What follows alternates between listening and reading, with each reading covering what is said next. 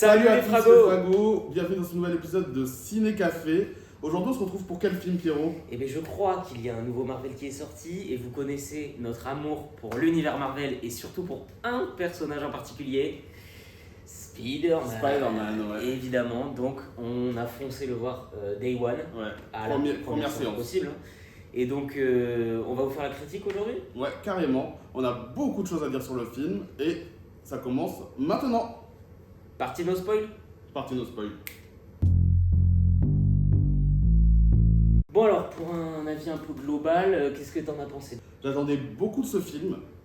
Peut-être que j'attendais trop. Ouais, J'ai bien kiffé. Il est au-dessus des films de John Watts. Pas très compliqué, tu vas me dire. évidemment. Mais je reste quand même sur ma faim. Ouais, non, je capte ce que tu veux dire. Moi, franchement, j'ai été assez.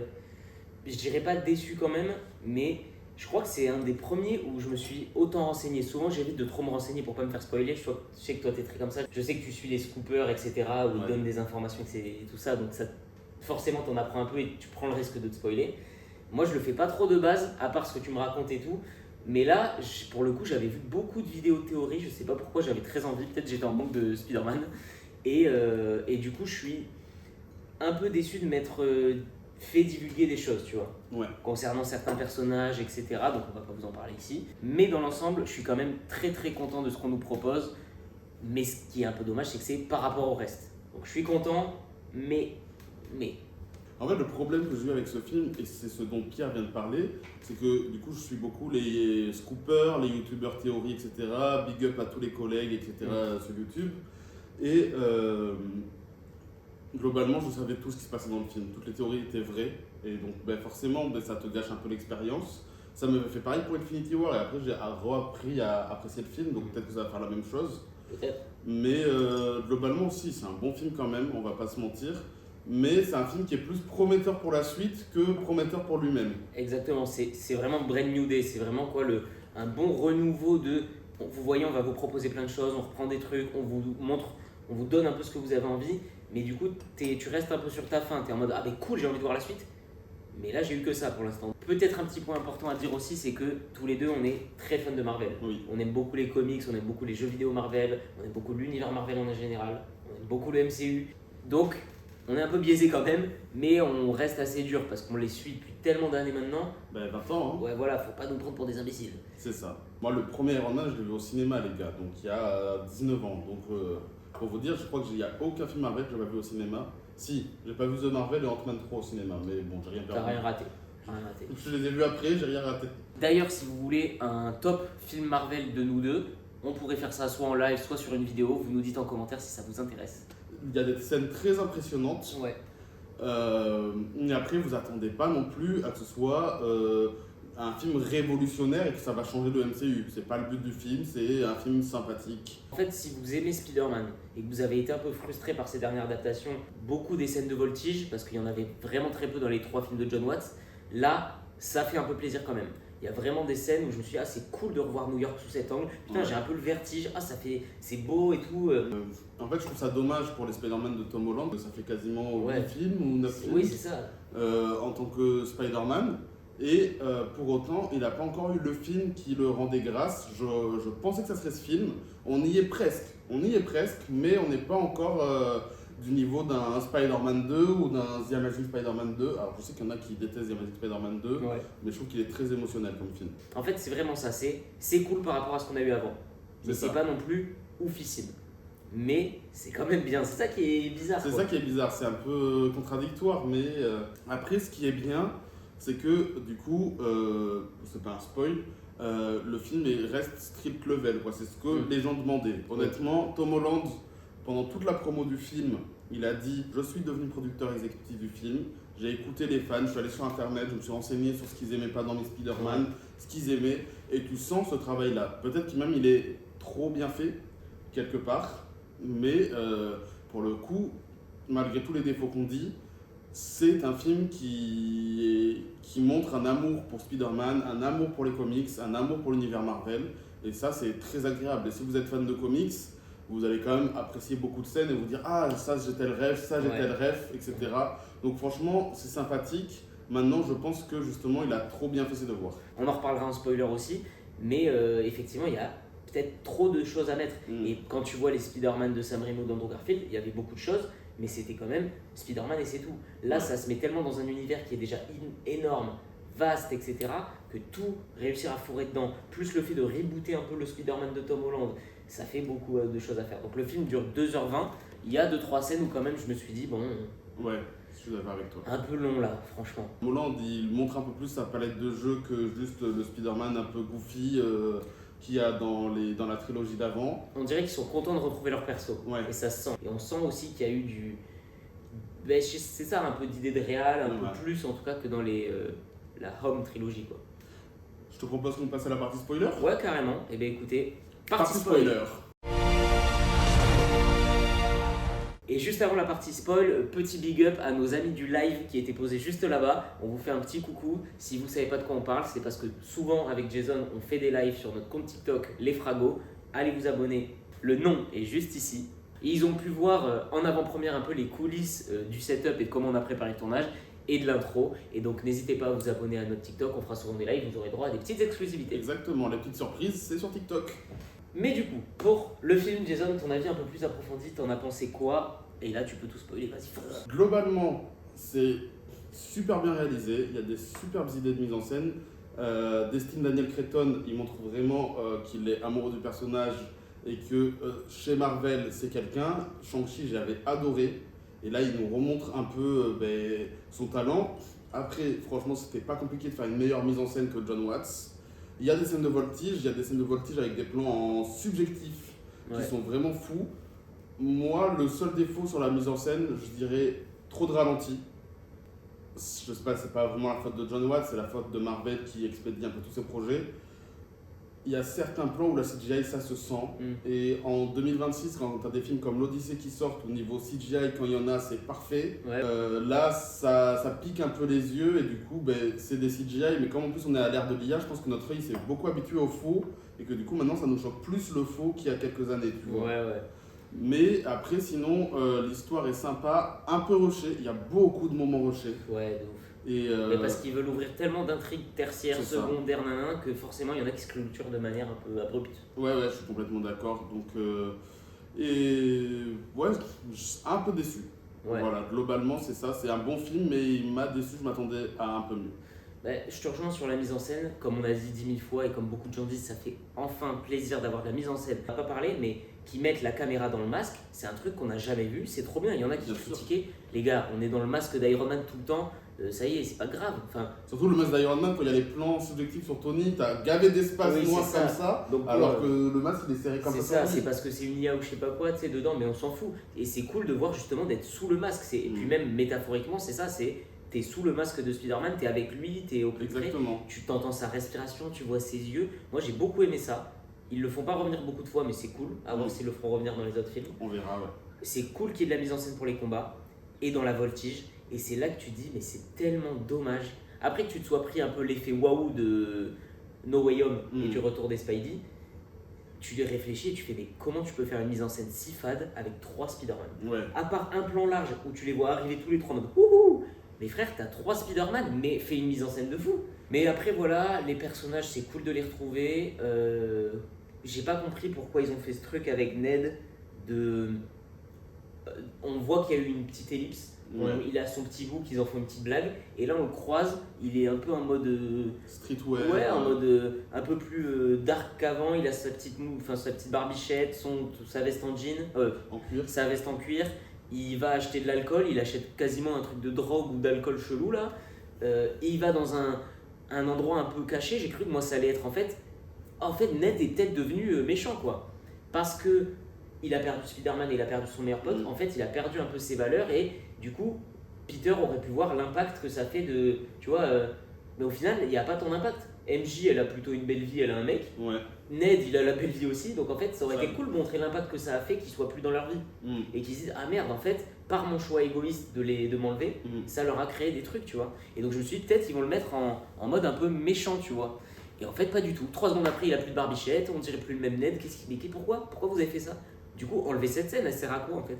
En fait, le film souffre de trop de réécriture et ça se sent que du coup ils sont partis dans plein de sens parce que ça devait être d'abord un film street level. Après Sony a dit ah mais No Way Home a marché, nous on va faire un film multivers. Marvel a dit non, on veut rester street level parce que Sony et Marvel se partagent les droits de Spider-Man pour ceux qui ne savent pas. Au final, c'est resté un film street level, mais du coup il y a eu plein de réécritures. Et je pense que dans les réécritures, ils ont dit cette scène-là on la garde, cette scène-là on la garde. Mais du coup, ça marche plus parce qu'entre la V2 et la V3, c'est pas les mêmes caractères. Ça souffre de beaucoup d'incohérences sur les personnages. Il y en a qui sont très cohérents. Le Punisher est hyper bien respecté. Je pourrais pas me prononcer, j'ai pas vu la série, c'est à rattraper, mais je te fais confiance. En tout cas, moi j'ai retrouvé le Frank que j'aime, sachant qu'il y a le spécial qui a servi justement à expliquer pourquoi il est un peu moins dark. Justement, même si le spécial était vraiment nul à chier. Mais par contre, ouais, à part le Punisher, le caméo de Florence Pugh en Black Widow, ça m'a sorti du film. J'adore Florence Pugh. Big up si tu passes par là. Elle ne passera jamais par là. Pourquoi pas un jour? Mais ouais, non, j'adore Florence Pugh, donc j'étais content de la revoir et j'ai bien aimé, à l'inverse de beaucoup de gens, Thunderbolt. Ouais, Thunderbolt pour moi c'est un des meilleurs films Marvel qui est sorti récemment. Et je trouve ça cool qu'ils la remettent, que... En fait, j'aime pas quand ils font semblant qu'il n'y a pas d'autres personnages dans New York ou dans le monde, alors que vas-y, t'as des Avengers partout. Là, donc c'est cool qu'ils la mettent, mais j'ai pas compris, enfin, on n'a pas compris le délire de pourquoi dans un bain comme ça, bon, à la limite, ça pourquoi pas, pourquoi tout ce délire de petites frites, grosses frites, machin, genre. Ouais. Enfin, c'est pas drôle quoi, on a passé 5 ans et demi. Yelena, on commence à la connaître, du coup, le personnage de la nouvelle Black Widow, mais ça fait depuis quelques années qu'elle est là, depuis Black Widow le film. Ouais. On l'a vu là, on l'a vu dans Thunderbolt, on l'a vu dans la série Hawkeye. On commence à avoir plusieurs apparitions d'elle et justement, son personnage fait quelques vannes, mais elle est très dans l'émotionnel, elle n'a pas eu une vie facile, etc. Tout le film Thunderbolt, justement, elle essaye de protéger Sentry, qui est un petit mec tout faible comme ça. Et qui ressemble à Tom Holland. Et qui ressemble à Tom Holland un petit peu. Elle, ce film-là traite de sa dépression, justement. Ouais, c'est une métaphore de sa dépression. Enfin, même pas métaphore, c'est ils vont dans sa tête régler les problèmes. Enfin, tu peux pas faire plus clair que ça. Et pourtant, dans ce film-là, elle se moque de Tom Holland, enfin de Spider-Man, parce qu'il est en dépression. Ouais, t'as pas d'amis, t'es dépressif, allez, trouve des amis. Et pourquoi t'es comme ça? T'as été dépressif tout ton film et tout le monde t'a aidé. Pourquoi tu le soutiens pas? Oui. Et c'est ce qu'on disait hier quand on en a parlé. Ça aurait été encore plus mignon que justement elle dise un truc du genre arrête, t'as pas d'amis. Spidey qui dit bah si, j'ai des amis, si, j'ai des amis. Et qu'elle fasse arrête, je te connais, j'ai été pareil, moi aussi j'ai été mal comme toi. Enfin, tu vois, ça aurait été mignon. Tu peux faire un caméo d'un personnage, que ce soit cohérent et pas dénaturer le propos de ce personnage, tu vois. Malheureusement, ouais, quelques petits défauts comme ça. Des frites aussi, pas compris. Ouais. Ah oui, genre t'es une petite frite, il est allé dans l'espace affronter Thanos, il a disparu pendant le blip. Comment ça, c'est une petite frite? Yelena, t'as fait quoi toi? T'as fait quoi ça. Sachant que les gens ont oublié l'identité secrète de Spider-Man, mais n'ont pas oublié Spider-Man. Oui, c'est ça. Donc ils savent ce qu'il a fait. Il a bossé avec les Avengers, il a été là pendant la Civil War. Il a été, enfin, c'est la pupille de Iron Man. Ouais. Enfin, genre, il est connu. Yelena, t'es là depuis 2 films, ma grande. Qu'est-ce que t'as fait de plus fou que Spider-Man pour l'appeler petite frite? Voilà. Pareil, Hulk, très cool. Ça fait du bien de revoir le Savage Hulk. Oui. Franchement, c'est le film où il est le plus stock. Ouais. Mais pour une scène de 5 minutes, j'ai un pote qui m'a dit ils l'ont nerf. Je sais pas s'ils l'ont nerf, mais parce que je trouve qu'il est quand même pas mal violent. Mais par contre, ils ont résolu le combat d'une façon genre tellement bateau. Enfin, je me rappelle dans les anciens films Avengers, c'était quand même toute une histoire pour que Banner se retransforme quand Hulk se retransforme en Banner. Natasha a carrément dû inventer une perceuse. Ouais, c'est ça. Dans Ragnarok, ça fait 2 ans qu'il est en Hulk et qu'il veut pas redevenir Banner. C'est ça. Là, Hulk il ressort alors que depuis Endgame, il est en professeur Hulk et du coup il est caché. Ça m'étonnerait que juste en mode ah souviens-toi de moi Bruce, Peter dit Bruce alors que justement Ragnarok, Hulk pète un câble. Parce que Thor l'appelle Bruce alors que lui c'est Hulk, c'est 2 personnalités différentes. Et là en plus ils insistent bien sur le fait qu'il y a le Hulk quand il se transforme vite fait, et ensuite quand Jean revient dans sa tête, il s'énerve comme il s'est jamais énervé. Oui, tu le vois plus musclé que jamais parce qu'il faut faire plaisir aux fans qui ont trouvé qu'il était nerf. Et on était content, mais du coup faites-en quelque chose. Et donc il est encore plus énervé que jamais. Plus encore que dans Ragnarok, il est encore plus stock que dans Ragnarok. Et là, Bruce, oh mon reflet, oh mince c'est vrai que je suis Bruce, oh non mais ça y est. Ouais. Et alors qu'en plus il a été possédé, et en plus il n'a pas été Hulk depuis longtemps, genre il arrive à se contrôler si facilement. D'habitude, je fais pas trop gaffe à ce genre d'incohérence parce que c'est mieux amené ou alors c'est moins fait à la va-vite. Là, je trouve ça vraiment. Oh, vous avez vu, vous avez le Hulk que vous voulez. Ah, mais en fait, par contre, il faut le résoudre, on sait pas comment faire. Donc, bon, ben, hop. Comme tu as dit, Natacha, elle a mis. Ça se sent que ça fait plusieurs mois qu'elle travaille dessus en mode. Tout à fait. On a fait beaucoup de missions ensemble, maintenant on se connaît, je sais que si je fais ça, ça va le calmer, tu vois. Non, franchement, ça c'était moyen. Et pareil, en continuant sur les incohérences, je trouve que pour un film, on a une intro sur 5 ans. Pour les vrais fans de Marvel qui suivent les séries, etc., ça balaye beaucoup de choses qui se passent dans les séries. Et malheureusement, tu as l'impression que c'est plus le même univers. Ouais. En 5 ans, pour ceux qui ont suivi la série Daredevil, Born Again, normalement, Wilson Fisk est devenu le maire. Le Damage Control et Wilson Fisk ont inventé une milice quasiment comme la ICE aux États-Unis, et justement c'est un peu une dénonciation de la ICE dans la série, anti-super-héros avec des flics anti-super-héros qui capturent les gens qui ont des pouvoirs, etc. Il y a eu le film Thunderbolt où tu as eu le Void, etc., qui a englouti la moitié de la ville, etc. Et dans le film, ils te disent bien, Spider-Man c'est devenu le super-héros le plus célèbre de New York. Il intervient où il peut. Il a les clés de la ville. Il a les clés de la ville et genre il est pas allé se battre contre Wilson Fisk. Et genre il est pas allé se battre contre Wilson Fisk. Il est pas allé aider les. Il est pas allé aider. Oula. Thunderbolt. Il est pas allé aider les Thunderbolts, enfin New Avengers. Ouais. Personne l'a appelé pour faire partie des New Avengers ou des Avengers de Sam Wilson. Oui, ça c'est bizarre. Alors qu'il est hyper célèbre. Il a jamais été autant célèbre dans le MCU. Ouais, mais faites juste une scène où ils l'appellent, ils disent non, désolé, avec tout ce qui s'est passé, j'ai besoin d'être seul et tout. Enfin, Ouais. tu vois, un truc comme ça. Non, franchement, du coup, t'es là en mode, qu'est-ce qui s'est passé? Pareil, Frank, il est dans la première saison de Born Again, il pourrait quand même faire une petite référence. En plus, Matt Murdock réapparaît pour la première fois dans le MCU dans No Way Home. Ouais. Donc, je sais pas, une petite référence sans même faire apparaître Daredevil ou le Caïd, même si le Caïd ça aurait été très stylé. Juste nous dire, ah oui, c'est passé ça, mais j'ai pas pu intervenir parce que j'étais occupé ailleurs, je sais pas.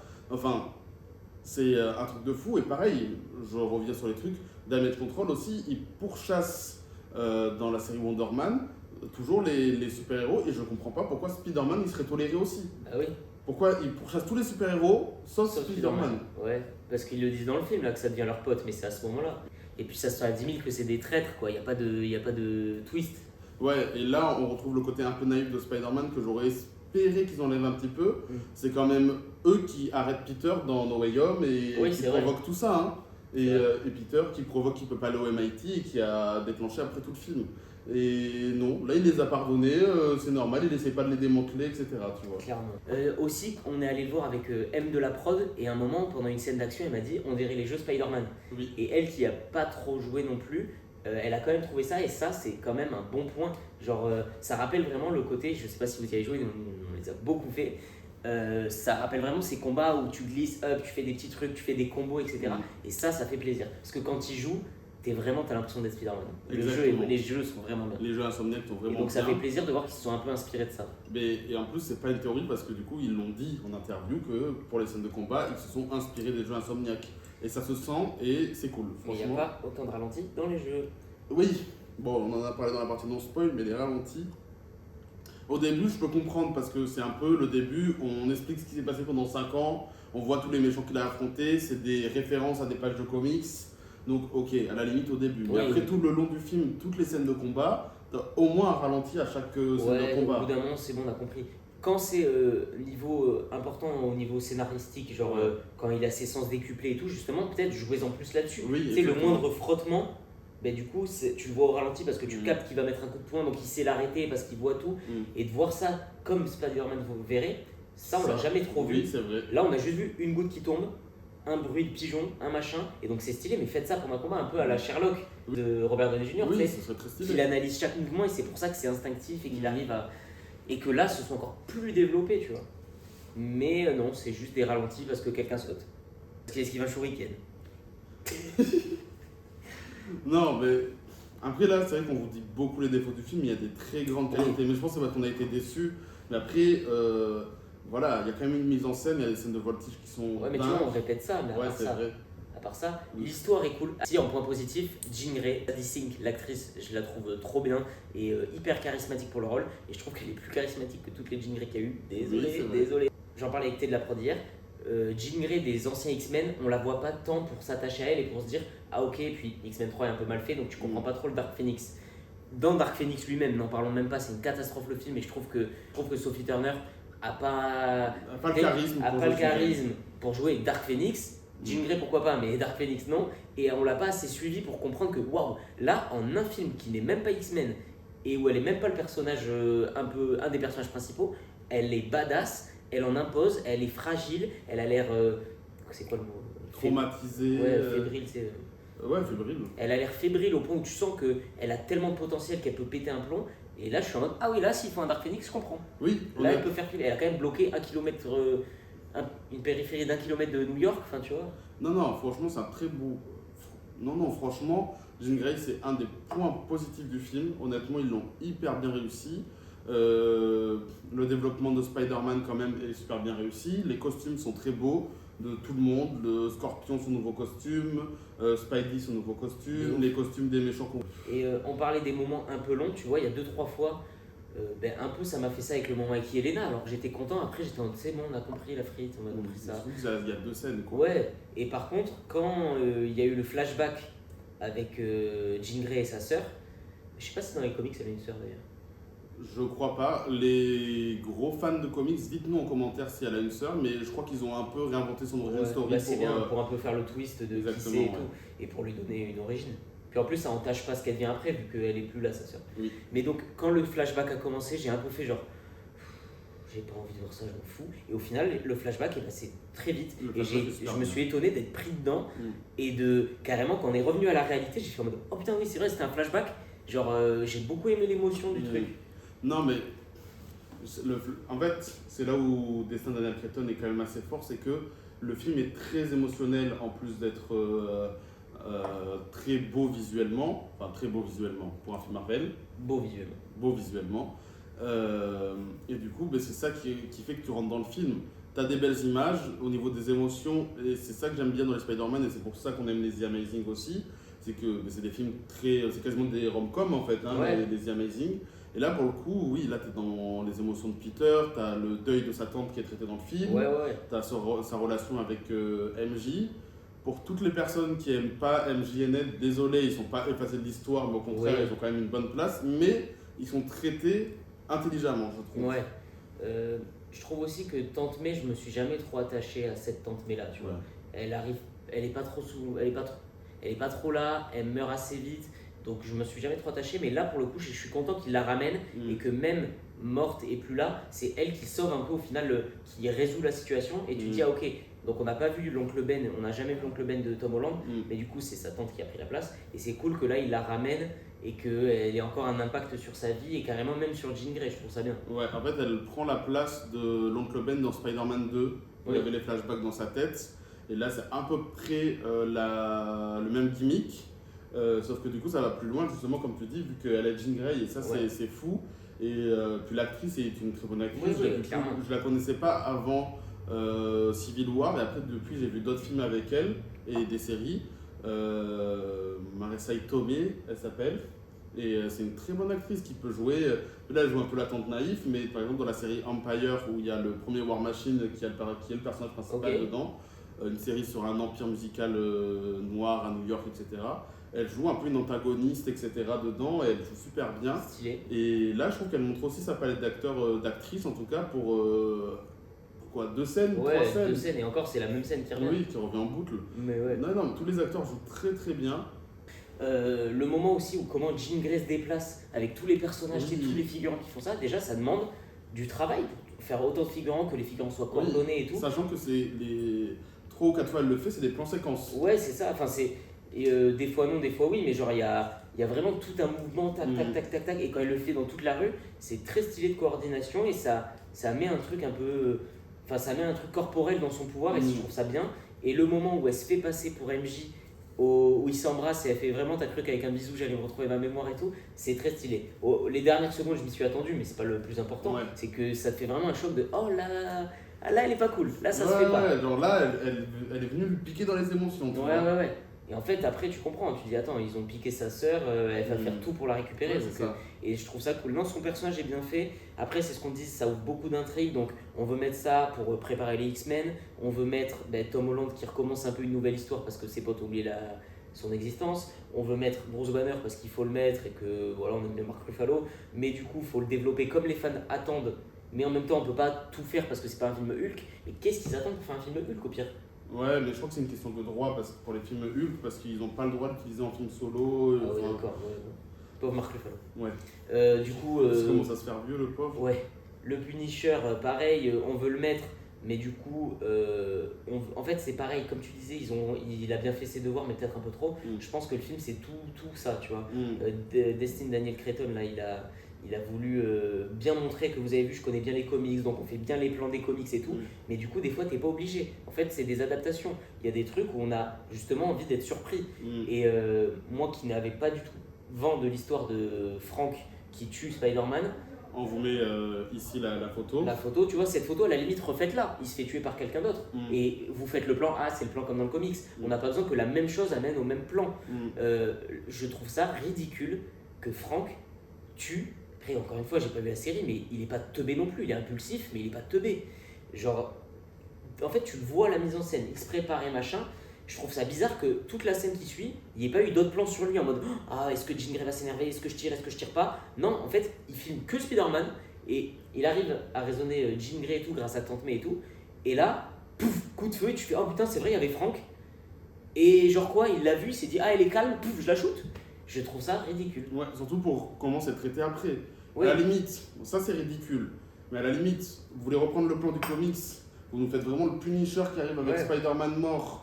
Il arrive à l'hôpital pendant 10-15 minutes du film. Vous nous mettez vraiment un moment de pause dans le film. Pendant 10-15 minutes, on se dit punaise, il a tué Spider-Man. On voit qu'il a des remords. À l'hôpital, ils lui disent non, mais vous rentrez pas, c'est vous qui l'avez tué. Il y a les flics qui l'interrogent, la commissaire qui prend Frank en disant vous venez avec moi, nanani, nanana, vous avez tué Spider-Man.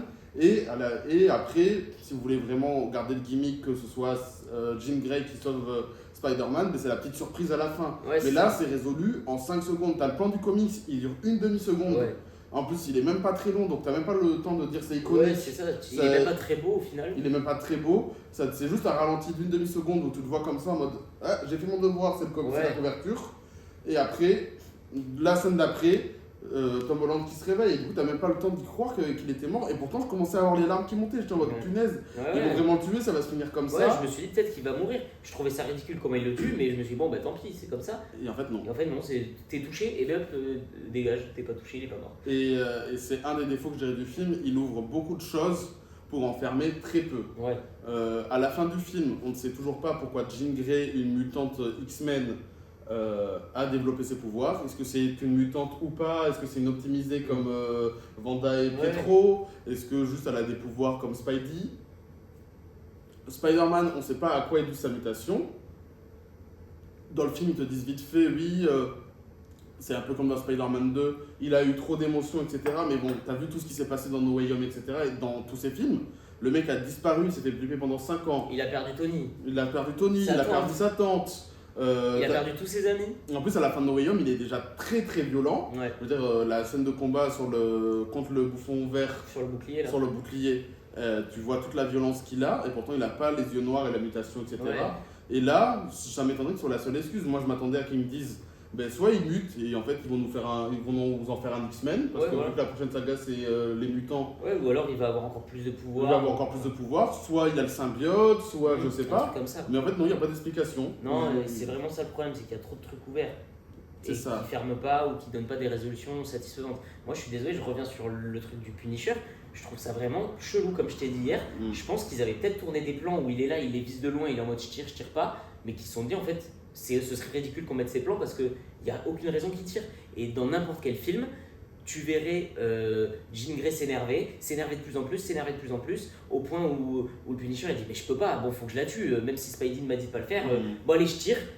Au même moment en parallèle, Jean Grey se repentit ou je sais pas quoi, ou Spider-Man qui est bon, un vrai bon fond, la protège, il se fait tirer dessus, et là elle se machin, ou alors pas besoin que ce soit le Punisher. Comme je t'ai dit hier, c'est très cliché, mais le mec là, le patron de Damage Control, il était comme ça avec tous les bouts de verre. Pendant que Jean Grey est dans la tête de Spider-Man, elle écoute tout ce que Tante May dit. Le mec lui il est vénère, il est bloqué comme ça. Vu qu'elle est dans la tête de Spider-Man, peut-être qu'elle se relâche un peu. Le mec se sort de sa possession, il la voit, elle va mieux, elle est en mode oh t'as raison Spidey, il sort son flingue, il lui tire dessus. Spider-Man avec son super nouveau sens d'araignée fait bam, la protège, il se prend la balle enfin, et au moins tu fais passer un connard pour un connard, ça marche bien. Elle, tu fais oh non la pauvre, elle allait mieux et machin. Et si le Sinister et le Punisher passe pas pour un teubé. Ou sinon, encore mieux, parce que si vous voulez reprendre, moi je comprends que vous êtes fan de comics, si vous voulez reprendre le truc des comics, j'ai encore mieux en prenant ton idée. Le Renoir, pareil, il sort son flingue.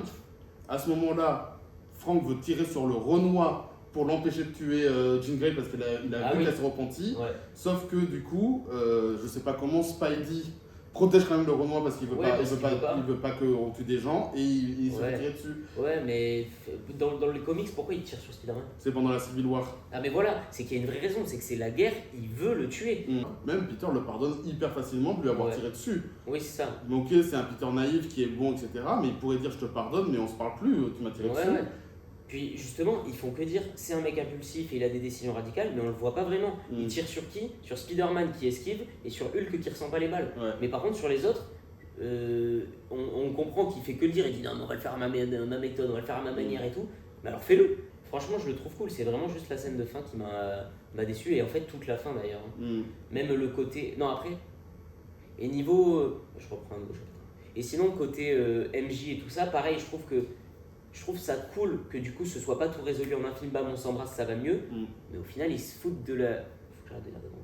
Il se moque un peu de ça en mode on va pas s'embrasser, retrouver la mémoire, mais il fait quand même un check avec Ned et hop, il retrouve la mémoire. Oui, c'est vrai. Donc est-ce qu'il y aura une explication plus tard parce que ça a été. Tu sais, il a des pouvoirs, Ned, c'est connu qu'il a réussi à faire apparaître des portails et tout, donc peut-être que le pouvoir a moins impacté son cerveau ou quoi, et donc il s'en rappelle. À voir dans le futur. Mais je trouve ça bizarre qu'ils se moquent du fait avec MJ, mais par contre ils font la même chose avec Ned.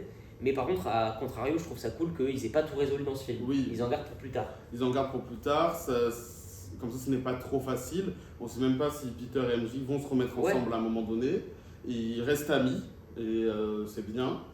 Et ouais, du coup, la scène post-générique. Oui, qu'est-ce que tu veux qu'on fasse de ça? Il reviendra, mais on sait pas dans quel film, donc ça c'est cool, ça nous laisse du suspense.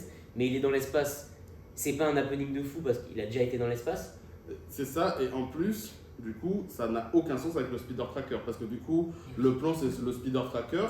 Donc, sachant que Ned n'a jamais pu mettre une puce sur le costume de Spider-Man, donc c'est pas un GPS. J'ai pensé à pareil. C'est là où les gens indiquent qu'ils le voient. C'est ça. Je l'ai croisé devant chez moi, je le mets sur l'appli, donc il est là. Comment qui a vu dans l'espace? Le thé de la prod m'a dit ce matin. Peut-être qu'il y a un fan dans le vaisseau spatial.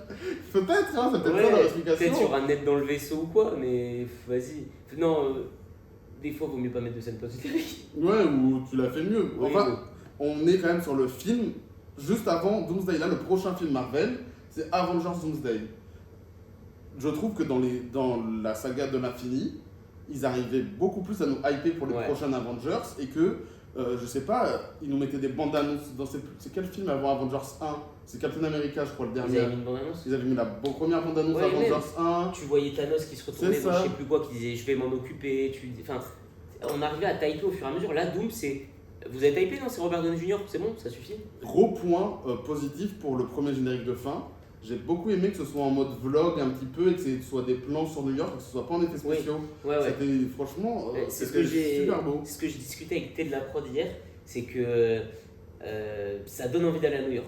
Déjà j'avais envie d'y aller vraiment juste pour être dans les lieux de tournage de Spider-Man. Mais ça donne vraiment envie de visiter New York. Là, tu as vraiment une impression de réel. Genre, il passe dans les petites ruelles, il y a vraiment des plans de voltige, tu as envie d'être sur les toits et à la fin, tu vois le tramway passer, tu vois les rues, tu vois les passants. Tu as l'impression qu'ils ont vraiment filmé des gens qui n'étaient pas acteurs et tout. Ça, c'est vrai que c'est cool. Mais tu as l'impression que voilà, vraiment, ils ont voulu représenter New York, encore plus qu'avant. Exactement. Et ça fait plaisir. Petit point positif pour les cinémas UGC. Nous, on fait la promo de tout ici de toute manière. Je ne sais pas si c'est pour la première séance de la première journée ou si ça va être comme ça pendant toutes les séances jusqu'à la fin de diffusion du film. Mais on a eu le droit à un ticket spécial. UGC, si vous voulez faire une collab avec nous, on vous fait toute la pub que vous voulez si vous nous offrez des trucs. Globalement, ça reste un bon film. C'est c'est le meilleur Spider-Man de Tom Holland, je pense. C'est un des meilleur film du MCU, c'est pas le meilleur mais il fait partie du top 10 ou 20, sachant qu'il y a quasiment 40 films maintenant. Genre ça n'a rien à voir avec un Ant-Man Quantumania quoi. Mais, tu vois, je prends un petit risque peut-être parce que j'ai peut-être pas lu assez de comics, mais j'ai l'impression que c'était vraiment un bon comics en film. Genre, t'as beaucoup d'intrigues, mais elles sont pas toutes finies parce qu'il faut dans les prochains tomes. Il y a plein de couleurs, il y a de belles cases de BD, de beaux combats, d'où les ralentis. T'as des petites intrigues émotionnelles, t'as plein de personnages secondaires parce que dans les comics tu peux les faire venir quand tu veux. Et du coup c'est ça, je trouve que c'est une bonne adaptation de comics. Ça plaira peut-être moins au grand public, je ne sais pas, on attend les premiers retours. Comme je disais, c'est un des meilleurs films du MCU. Maintenant, je pense que allez-y avec moins d'attentes que vous imaginez. Globalement, je vous conseille quand même d'aller le voir. C'est un bon film, c'est un bon divertissement et ça vaut le coup juste pour l'investissement des acteurs, du réal et de Tom Holland. Et pour le renouveau de Spider-Man dans le MCU. Voilà. Et là, depuis Thunderbolt, je trouve que on arrive sur une nouvelle vague. C'est pas François Truffaut, mais on arrive sur une nouvelle vague avec Thunderbolt, avec les 4 Fantastiques, avec Wonder Man, la série qui était très sympa, avec Daredevil, avec Spidey là. Je pense que le prochain Avengers, on verra. Faut pas s'avancer. Mais moi je vais arrêter de regarder les théories et tout, je veux pas être déçu. Moi j'ai vu déjà trop de théories pour pas être déçu. En plus la bande-annonce de Avengers Doomsday, c'est quasiment toutes les théories qui se confirment, donc j'ai déjà vu le film, mais c'est pas grave. Il se met des bâtons dans les roues aussi. Je me mets des bâtons dans les roues et j'aime ça. Petite nouveauté, on vous met nos non-letterbox juste ici, si vous voulez vous abonner. Tout à fait. On parle de cinéma. Tout à fait. Mais dès que je vois un film, de toute façon je mets une critique dessus. Je fais des critiques, mon gars, des fois qui font quasiment un chapitre de livre. C'est vrai. N'hésitez pas à vous abonner à notre TikTok comme on vous a dit pour suivre nos lives qui est juste là. Et moi pareil, je vous conseille d'aller le voir, ça fait quand même plaisir. Et voilà. Et surtout, vous pourrez aller voir sur notre letterbox nos films préférés, etc. Si vous avez des idées de films qu'on pourrait critiquer, qui sortent au ciné, ou d'anciennes sagas, ou d'anciens films dont vous aimeriez qu'on parle, dites-le nous en commentaire. Et on fera peut-être un ciné-café spécial pour des films de Noël, pour des films d'Halloween, etc. Exactement. Et je pense qu'on refera une vidéo sûrement en format vertical pour classer les films Spider-Man. Ouais. Parce que pour le coup, celui-ci, je ne sais pas encore où le classer. C'est dur. Je suis tellement pas objectif sur Spider-Man. Ben ouais, moi non plus. De toute façon, moi pour le coup, je vais le revoir plusieurs fois. Déjà dès demain, je vais le revoir. Donc ça va me permettre d'affûter mon jugement. Et voilà, dans les prochains jours, on vous sortira du coup ce petit classement sur TikTok, Insta et en format short sur YouTube. On vous souhaite une bonne journée ou une bonne soirée. Abonnez-vous à tous nos liens, c'est dans la description. Et à la semaine prochaine pour notre prochaine vidéo qui est la meilleure vidéo à ce jour qu'on a fait. Meilleure vidéo. Ciao Jason.